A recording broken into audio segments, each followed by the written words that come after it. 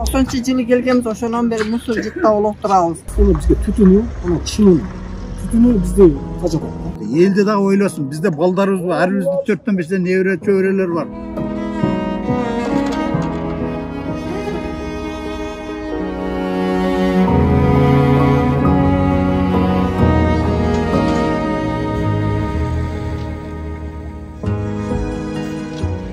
Ой, түтүн эртең менен таңламалы чыксаң, эшикти жыттап мындай чыга албайсың. Тамагың ачышып кетет.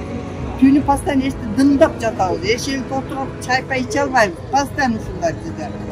Ишыгылып өтө жаман. Мына бул кирпичнин түтүнү барат, ояктын түтүнү келет.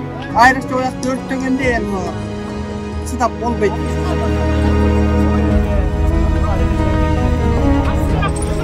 Азыр астында көйүп кетип, химикат таштандылар көйүп кетип, ошолор өрттөн эле бизге түшөт да, түтүнүчү.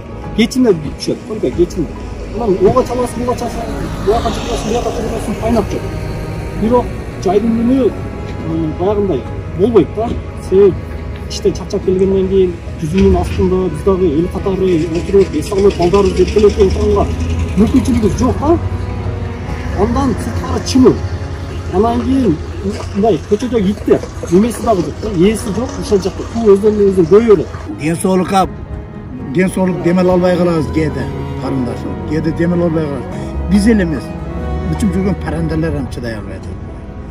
Денсаулык кетип атат. Муну канча деңгээлде кетип атканын кайдан билебиз биз? Приборубуз болбосо, биз менен эсептешкен адам болбосо, кайдан билебиз? Мусорду которобуз да эл көтөрүлүп, мерден канча эл чыкты көтөрүлүп, нече жолу чыктык. Ошонча мартеме эч бала бир реакция берген жок эч ким.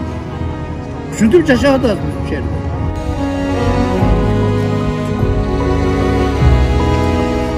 Атмосферанын өзгөрүшүнө аябай чоң таасир этти. Анан эми ал жерде мына органикалык калдыктар, өзгөчө баягы ар кандай жандыктардын өлүмтүктөрү жатат.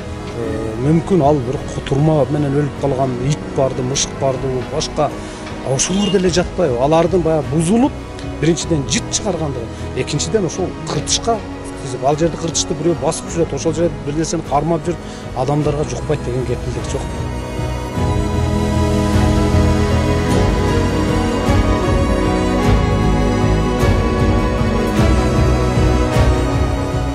Ноябрь айларына барып туруп биз тендерге алып чыгарабыз.